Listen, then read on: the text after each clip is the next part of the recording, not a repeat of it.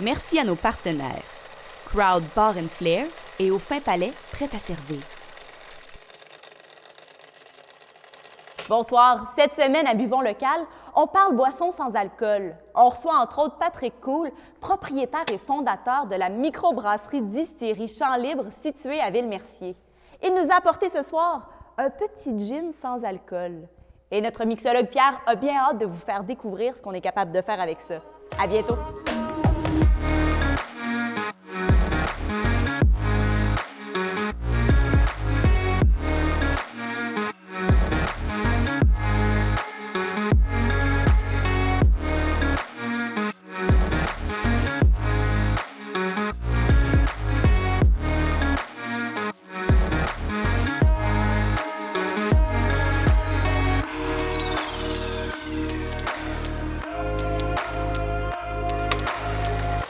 Bonjour Patrick, ça va bien? Ça va très bien toi-même? Ben oui, ça va bien. Merci d'être là ce soir. C'est le fun de vous recevoir. Merci de me recevoir, c'est très apprécié. Oui, le propriétaire de la brasserie Distillerie Champ Libre. Avant d'embarquer dans ça, là, qui est Patrick Cool? Patrick Cool, ben un entrepreneur du coin, natif de Châteauguay.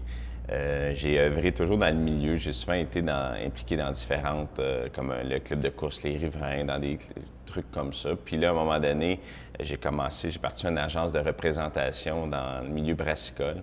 OK. Et je me promenais un petit peu dans les quatre coins de la province, là, à visiter justement, tu sais, je représentais des microbrasseries québécoises. Puis là, à un moment donné, ben c'est venu à dire, il y a vraiment un trou sur la map brassicole sur la rive sud, à Mercier. Je regardais Mercier, Châteauguay, alentour Sainte-Martine, tout. Puis à Mercier, on a finalement trouvé un local. Fait que là, la micro est née. Et ben, parallèlement à ça, j'ai d'autres entreprises aussi qui sont nées. Là. Fait que multi-entrepreneur, j'aime pas ça dire ça, mais dans différentes entreprises. Là, autant des sodas, des produits sans alcool, la microbrasserie à Mercier. C'est ça, parce que vous commencez à évoluer là, dans plusieurs angles. Puis cette flamme d'entrepreneur-là, est-ce qu'elle est née jeune? Est-ce que vous l'avez découvert plus tard? Bien, une flamme d'aimer de ce que je fais, comme ça. Fait que dans le fond, je voulais jamais me faire imposer des trucs que j'aimais pas. Puis les années que j'ai travaillé sur le marché du travail, que j'aimais pas ce que je faisais, j'étais très malheureux dans tout ça. Puis là, à un moment donné, je me suis dit, ben tu l'as en dedans de toi. Tout le monde me dit, tu es un futur entrepreneur, mais il faut qu'à un moment donné, que tu ailles l'étincelle et dire, go, on passe à l'action.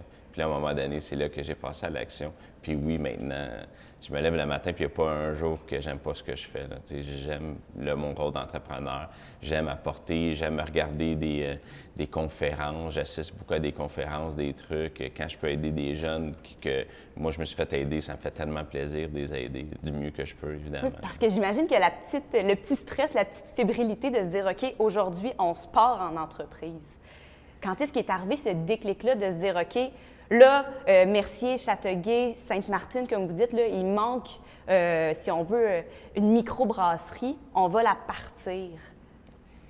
C'est dès que tu l'as, que ça t'allume en dedans de toi. Après, la meilleure chose comme qui peut venir en tête, c'est d'aller chercher les meilleures personnes dans les domaines que tu es faible. Tu sais. Donc, fait que moi, j'étais vraiment un développeur, un gars de marketing, de branding. Fait que là, à ce moment-là, j'ai besoin d'un gars d'opérationnel, évidemment, pour brasser, à cause que t'as pas une brasserie sans un excellent brasseur comme on a. Et un gestionnaire aussi. Donc, veux pas un gestionnaire, crois-moi que c'est important. Puis c'est pas ma force. Moi, c'est comme si à un moment donné, il faut presque qu'on me mette un stop à toutes mes idées de développement. Ouais, Puis je les étourdis. J'ai l'impression des fois d'arriver avec des idées. Là, ils me disent, OK, Pat, dors la nuit puis arrête de penser à des projets.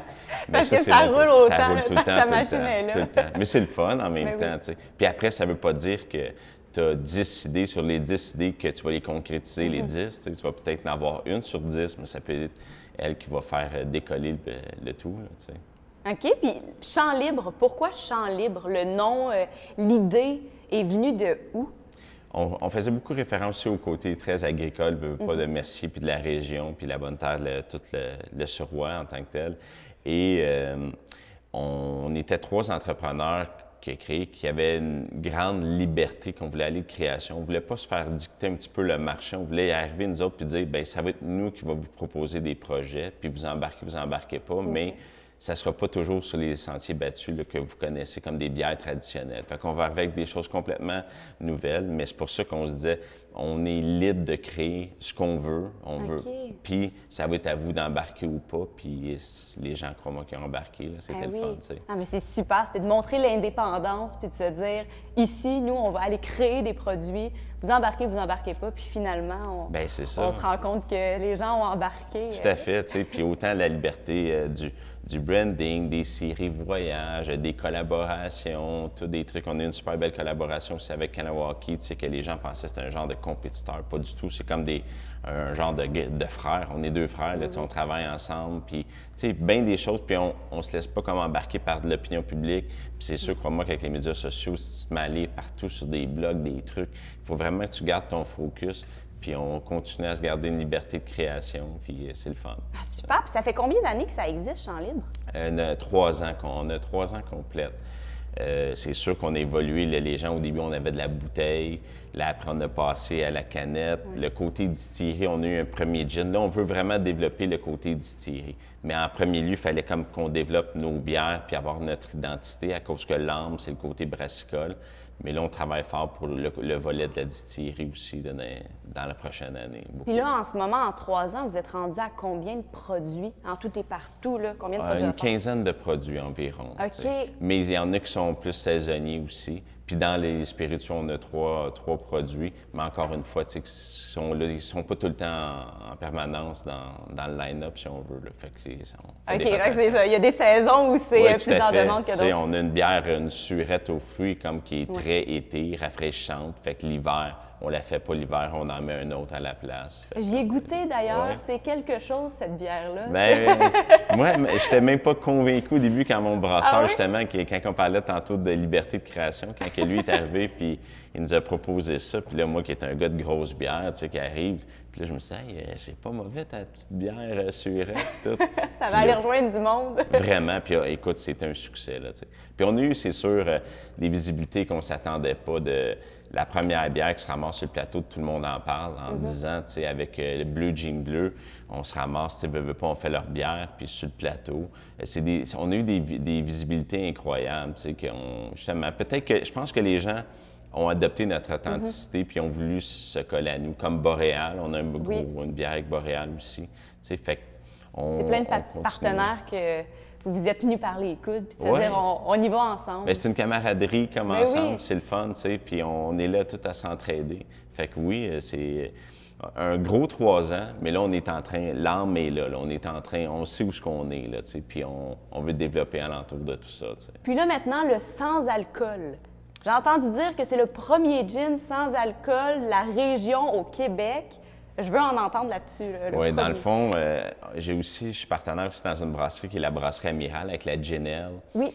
Puis je suis un actionnaire dans la brasserie. Puis un de mes partenaires, il m'a approché, il m'a dit, Pat, il dit, en Angleterre, ça se développe, il dit, le côté des spiritueux sans alcool. Saviez-vous que le tout premier spiritueux sans alcool a vu le jour en 2015? Ce produit nommé Seed Leap a eu l'effet d'une bombe à travers les bars. En Angleterre seulement, la vente des spiritueux sans alcool a bondi de 170 % au cours des 2 dernières années. Là, je le voyais venir. Je dis, Val, dis-moi pas un gin sans alcool. Il dit, t'as tout compris. Il dit, qu'est-ce que t'en penses, puis tout. Fait que là, en Angleterre, il y a Seed Leap qui ont fait une belle job, qui ont fait un produit, mais je trouvais qu'on ne trouvait pas assez les notes d'un fameux dry gin. Fait que là, on a fait venir un paquet de produits comme justement pour venir qu'à développer le HP Juniper, qui, dans le fond, c'est un peu une compagnie sœur de Champ Libre à cause qu'il y a une portion qui est faite chez Champ Libre, mais c'est une autre identité complètement différente quand même. Puis là, on a justement, tu sais, ça c'était le premier produit, puis il va y en avoir d'autres qui vont suivre. OK. Donc, vous allez vous lancer vraiment dans le spiritueux sans alcool. C'est une compagnie de spiritueux sans alcool. Donc, on a... Incroyable. Lui, tu sais, qu'on a fait le premier, mais après le deuxième, c'est Concombre Pétale de Rose, qui s'en vient justement au courant du mois de février, le sans alcool. Du gin concombre, on s'entend que c'est le mix parfait aussi. C'est le mix, là, tu sais. OK, puis pourquoi HP Juniper? Encore une fois, le nom, ça m'intrigue de voir d'où ça vient. Juniper, c'est la baie de Genièvre qui est l'ingrédient principal du gin. Fait que là, c'est comme dire, on voulait créer un personnage qui va être de plus en plus présent. Et le personnage, c'est Henry Paul Juniper. Fait que c'est OK. le grand-père à Valérian qui a fait découvrir le gin. Fait que là, on a dit, on va créer un personnage qui va comme devenir l'emblème du HP Jennifer, tu sais. Ah, c'est super! Fait qu'il y a un peu d'histoire que vous savez en arrière. Ben oui, c'est tu sais, ça. fait que c'est pour ça. Puis là, dans le fond, moi, vu que j'ai accès justement avec le côté distillerie chez Champ Libre, là, dans le fond, toutes les botaniques sont distillées à la brasserie distillerie à Mercier. OK. Et après, c'est assemblé à Cowansville le reste. Mais la partie principale du goût qu'on peut aller chercher, c'est tout distillé sur place chez Champ Libre avec des ingrédients québécois. Puis on choisit tous les petits aromates qui peuvent faire une différence dans le goût. Là. Oui, puis comment on fait pour arriver à un gin, mais désalcoolisé? C'est le processus là, de désalcooliser un alcool. Bien, on a comme un mix que, justement, qui est dilué à force. Fait que dans le mix, admettons qu'on part qu'il y a 1,5 à la base. Après, sur le volume, il vient qu'il est dilué puis qu'on se ramasse en bas du 0,5 dans tout. Fait qu'on est à peut-être 0,4, là, pas peut-être à 0,4 en ce moment. OK. Fait que, tu sais, mais il est désalcoolisé, tu sais. Fait que c'est vraiment c'est un processus assez complexe, mais en même temps, tu sais, qui a... il va y avoir une grosse tendance, le sans-alcool. Là. C'est la prochaine catégorie, pas la prochaine, on est là. C'est la catégorie qui explose en ce moment, tu sais. Super, puis je suis curieuse d'entendre. Vous avez scrappé combien de batchs avant d'arriver à celle-là? Pas tant que ça. La première, OK. la première au complet. La première au complet, le goût, il y avait de quoi, là. Puis là, tu sais, on s'est dit, OK, on était tous là. Puis j'étais découragé, là. Je revenais à la maison. Puis ça, c'est justement des hauts et des bas d'un entrepreneur, tu sais. Là, je disais à ma femme en revenant, là, je disais, oh non, je dis, je file pas. J'ai dit, je peux pas croire qu'on a scrappé à cause que c'est de l'argent. Mais oui, il y a de la recherche et développement, mais on n'est pas une multinationale avec les poches très creuses qu'eux, ils vont en mettre 10 dans le drain, comme on dit dans le jargon, avant de tomber sur la bonne. Fait que ça m'a permis en même temps de dire, bien regarde, on ne commercialisera pas un produit non plus qu'on n'est pas 100% satisfait. Fait que là, on a attendu justement pour la deuxième. On est arrivé, puis on s'est regardé, puis on a dit, on est dessus. C'est la bonne. C'est la bonne. C'est ça, parce que quand c'est dans un des premiers produits comme ça, on peut pas, tu sais, il n'y a pas vraiment de comparaison à faire avec d'autres. Fait que c'est vraiment de se lancer avec, on est les premiers, on lance ça, puis... La comparaison se faisait avec des gins réguliers, mais OK. il y a l'alcool dans le gin Mais oui. régulier. Fait que là, les gens, il faut qu'ils prennent conscience. On a envoyé énormément d'influenceurs. Puis dans le premier mois, c'est incroyable, là, toute la visibilité qu'on a eue. Les gens étaient contents puis fiers d'avoir un produit au Québec comme ça qui se rapprochait. Fait que c'est pour ça que je dis aussi aux gens, il faut que tu fasses soit un gin tonic ou un mocktail pour vraiment aller chercher le goût, là, justement, des aromates du gin à l'intérieur. Puis là, en ce moment, en plus, avec le 28 jours sans alcool en février, c'est la bouteille parfaite à se procurer pour aller... Après un 160 jours avec Ben oui. alcool pendant la pandémie qu'on vit, on est tombé avec un 28 jours à cause que, comme je disais, on dirait, là, les gens, ils nous écrivaient sur notre page puis ils disaient « Écoute, c'est un peu malaisant, mais ma consommation d'alcool, elle augmente pendant la pandémie. Puis aussi, je pourrais trouver votre gin sans alcool. » Fait que là, ça alimentait beaucoup de discussions comme ça que les gens y avaient à couper. Puis la catégorie, comme je dis, là, on se positionne. Il y en a d'autres qui s'en viennent, puis c'est correct. Il y en a d'autres qui s'en viennent à cause qu'il va y avoir des comparatifs aussi. Puis les gens vont s'éduquer par rapport aux produits aussi. Puis c'est les gens... Autant des gens qui veulent prendre soin de leur santé pour X raisons que la semaine, ils ont à couper. Il y en a d'autres, comme je prends ma mère, tu sais, qui prend des médicaments, tu sais, qu'elle ne peut juste pas, tu sais. Il y en a d'autres qui s'entraînent, qui veulent faire attention. Il y en a d'autres qui sont rendus sobres tout court, là, tu sais, puis que j'en avais, moi, qui m'écrivaient des belles histoires, des beaux témoignages, tu sais, qui disaient, finalement, tu sais, que je vais accompagner ma femme avec un gin tonic, mais moi, je veux un gin sans alcool, puis j'ai l'impression de vivre le même moment qu'elle, mais avec un gin sans alcool. Il y a quand même le côté festif, Vraiment, de se dire qu'on a un vraiment. verre, puis... Oui, tu sais, tu coupes ton petit citron, tu Ben oui. prépares, tu sais, tu te fais vraiment un beau petit mocktail, tu sais, puis tu te donnes le temps de le faire, fait que c'est comme tu le savoures encore plus, puis c'est pas comme c'est un jus sans alcool. Non, non, c'est un gin sans alcool, mais il y a toute la complexité d'un gin. Ouais. Le défi 28 jours sans alcool a débuté en 2014. Et en seulement quelques semaines, c'est 1300 personnes qui se sont joints à la cause et qui ont ramassé 63 000 2020, c'est 550 000 d'avancées pour soutenir la prévention des risques liés à la toxicomanie chez près de 80 000 jeunes au Québec. Puis les ingrédients qu'on y retrouve, justement, vous en avez énuméré quelques-uns, mais plus particulièrement, là, c'est quoi les saveurs, la pastille qu'on vient chercher avec... Je trouve que on se rapproche d'un dry gin vraiment avec le côté agrumes, on voulait qu'il soit présent. Puis on le voit là, justement, que les citrons, le yuzu qui sont présents. Puis oui, avec des différents aromates, justement, un peu de cannelle, un peu de trucs comme ça, des clous de girofle, pour aller chercher une complexité en arrière de tout. Puis on va justement, le prochain, comme je disais, pétale de rose concombre qui s'en vient, lui, en février. Fait que c'est un autre style aussi qu'on va aller. Fait qu'on veut vraiment s'implanter. Puis oui, on va sortir du gin éventuellement pour arriver peut-être avec un rhum au courant de l'année. Puis on a eu, on est là à se dire même pourquoi pas une tequila aussi. Fait que là, on est beaucoup en recherche et développement. Une tequila sans alcool? Oui, à cause qu'il y a beaucoup de mocktails qui se font, puis il y a une clientèle, il y a comme un trend alentour de la tequila aussi. Ben oui, celle-là, j'ai hâte de la voir sortir. Oui. Je vais suivre ça. Fait que dans la prochaine année, on a plusieurs projets qui s'en viennent, puis on est vraiment à l'affût de ce qui se passe un peu partout dans le monde à cause que la catégorie, elle explose. C'est le fun à voir, mais en même temps, on veut être les leaders de la catégorie là, du sans-alcool pour les spiritueux. Ben oui. Donc, c'est de se lancer. Puis là, j'entends un gin sans alcool, le gin L, le gin agricole. Passion gin? Oui, beaucoup, oui. Puis en même temps, c'est un phénomène quand même qui est très québécois, le gin, à cause qu'on regardait même en Ontario, dans les CBO, puis dans l'Ouest, c'est jamais aussi fort qu'au Québec. Fait que c'est incroyable au Québec, l'engouement vers le gin. Fait que c'est sûr que là, d'avoir créé la première gin ale au monde, c'était quelque chose aussi qu'on est arrivé, puis que les gens, de retrouver dans une bière des aromates d'un gin, les gens ils nous écrivaient aussi et disaient « Wow, on a l'impression comme d'avoir un mix. On goûte le fameux goût du gin dans une bière, tu sais. » Fait que c'est... Puis là, après, oui, un gin sans alcool. Puis c'est beaucoup avec mon partenaire Valérian que les gins... Le pourvoyeur, c'est 2 pubs à Montréal. Donc, c'est le propriétaire. Fait que c'est lui, sa passion, qui m'a transmis. Puis là, moi, avec ma passion brassicole, fait qu'on fait des mix, puis tout, là, c'est le fun. T'sais. Les discussions, là, on part ensemble, puis ça finit plus. Non, c'est ça prend un gestionnaire pour arrêter ça, puis de se dire, on va faire ce qui est réaliste. Puis le prochain projet, dans le fond, qui va accompagner le gin, c'est que j'ai une compagnie de soda qui s'en vient, Génération Soda. Que justement, ma fille, elle va être impliquée aussi dans la compagnie. Fait qu'on veut comme aussi le côté familial impliqué là-dedans. Puis je vois l'engouement vers les sodas québécois aussi qui sont là. Fait que je me dis, il y a de la place sur nos tablettes. Les gens consomment énormément de gin tonic, donc pourquoi pas avoir une compagnie de soda québécois. Ah, c'est super, ça reste familial. Puis là, pour terminer, où est-ce qu'on peut se procurer cette bouteille?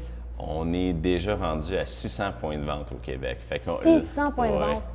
Fait que là, si les gens ont de la difficulté à le trouver, oui, sur le site Internet, sont accessibles, mais Sobase, ils ont embarqué, qui est toutes les IGA. Les métros, c'est tout dans les métros, les Sobase. Fait que vraiment, on a un gros appui. Puis on a juste hâte que nos amis restaurateurs ouvrent à nouveau pour pouvoir faire des mocktails à cause qu'on on a énormément d'amis dans des confrères qui ont des restaurants, des bars. Puis il me semble qu'on a besoin d'eux autres pour l'économie, pour faire découvrir des nouvelles recettes. Là. Fait c'est la partie qui nous manque en ce moment, mais on est solidaires à eux, on a hâte que ça reparte, tout ça. Bien, super. Merci beaucoup, Patrick, d'avoir été avec nous ce soir, de nous avoir fait découvrir ce gin sans alcool. Bien, merci de l'invitation. Bien, ça fait plaisir. J'en ai un à vous offrir pour vous amuser à faire des drinks. Fait que dans le fond, je vous l'offre. Fait que j'ai bien hâte de voir si vous avez un mixologue. Oui, bien sûr. On va aller porter ça à notre mixologue Pierre. Il va nous faire quelques petites surprises avec... ce spiritueux sans alcool. Donc, merci beaucoup. Santé, merci beaucoup. Merci. Barman depuis 16 ans, Pierre Gadouin a ouvert plusieurs bars et restaurants. Il est également cofondateur de Crowd, une entreprise événementielle de bar and flair. Il voyage autour du monde et a remporté plusieurs compétitions de cocktails. Pierre a amassé plus d'une dizaine de premières places. Barman, entrepreneur et mixologue, voici Pierre Gadouin.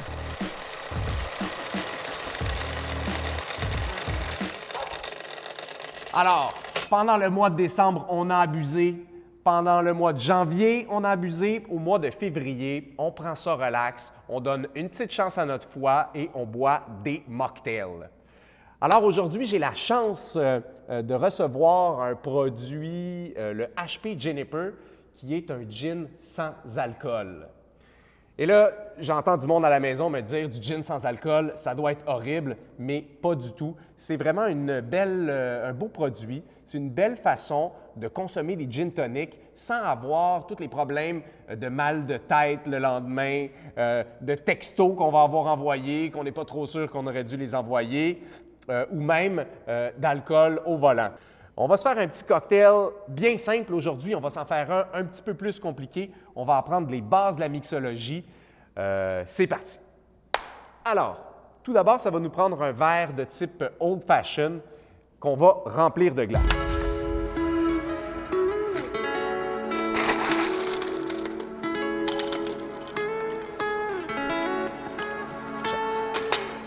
Ensuite, on va prendre notre gin HP Juniper et on va mettre 1 once et demi. On fait ça de façon spéciale, ça vous tente? On prend des risques, c'est parti. Alors, 1 once et demi de gin sans alcool, et c'est pas parce que le gin est sans alcool qu'il est sans plaisir. Alors, 1 demi-once. 1 demi-once. Et un autre demi-once. Voilà, je le sens, c'est très aromatique. C'est parfait. J'ai tonic ici. Il y en a toutes sortes qui sont sur le marché. Je vous conseille bien sûr d'aller avec des produits québécois. Il y a la compagnie 1642 qui nous fait un petit tonic à l'épinette, pas piqué des verres. Alors, on remplit tout simplement le verre au complet. C'est pas compliqué, c'est un gin tonic. Voilà, et on va le décorer avec une petite lime déshydratée. Alors, mes chers amis, je vous présente le gin tonic sans problème.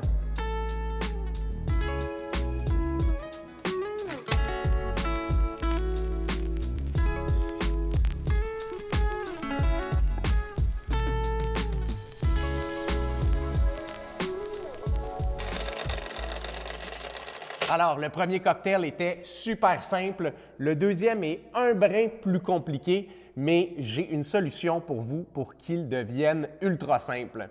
Alors, pendant la pandémie, vous le savez, pour les barman, ça a été super difficile de continuer de travailler, de faire notre métier, en fait. Mais moi, j'ai trouvé une solution. Et j'en ai pas parlé dans les derniers épisodes, mais je me permets aujourd'hui d'en parler. Donc, j'ai lancé une boîte à cocktail qui s'appelle Crowd Boîte à cocktail.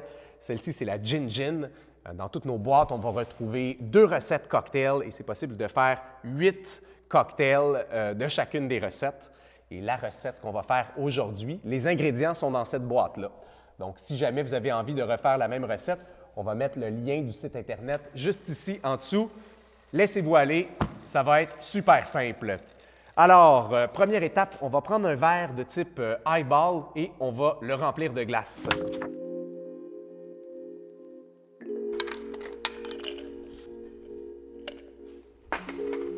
Voilà. Ensuite, dans un shaker, on va mettre 1,5 onces de gin sans alcool, le HP Juniper. Alors, ça va comme suit.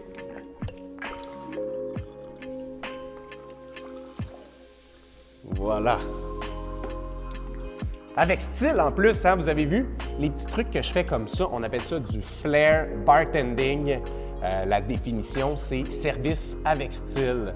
Donc, si ça vous intéresse, allez sur YouTube, tapez ça, vous allez voir plein de vidéos, vous allez pouvoir pratiquer. On poursuit avec 3/4 d'once de jus mandarine acidulé.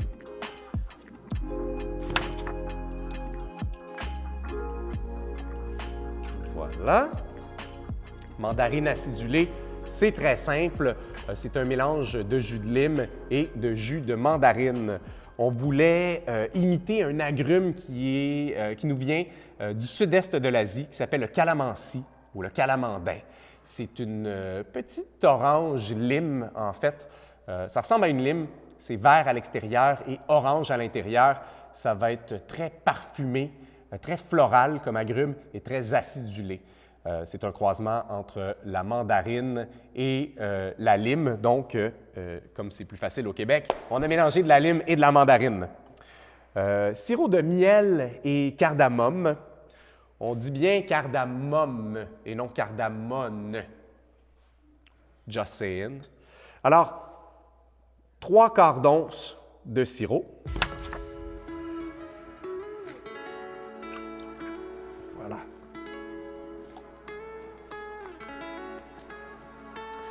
Alors, la recette qu'on prépare en ce moment s'appelle le Macaulay Culkin. C'est un petit jeu de mots pour Macaulay Culkin, le petit gars de Maman, j'ai raté l'avion. Et du Tom Collin, donc cocktail classique à base de gin, de sucre, de citron et d'eau pétillante. Alors, on va mettre un petit peu de glace là-dedans et on va shaker.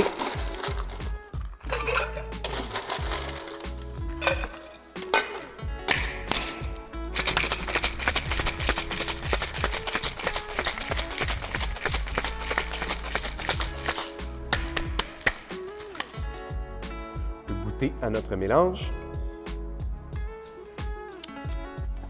Absolument délicieux. Alors, on vient verser le contenu de notre shaker directement dans notre verre. Voilà. Et ensuite, on va mettre une eau pétillante Montelier. C'est une source d'ici.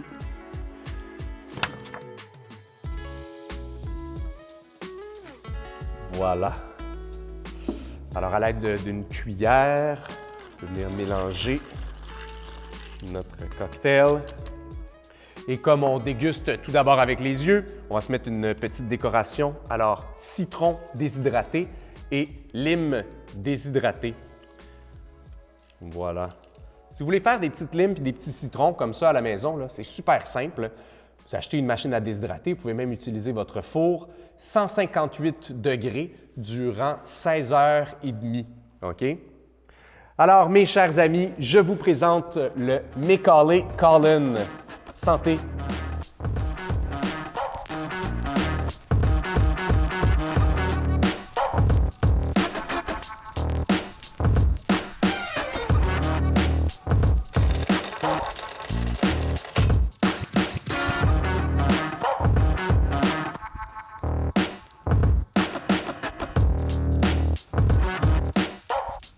A fait son apparition dans les bars et a couru des marathons. Concentré, c'est très... Tu m'as donné l'espoir que je l'avais, t'as fait...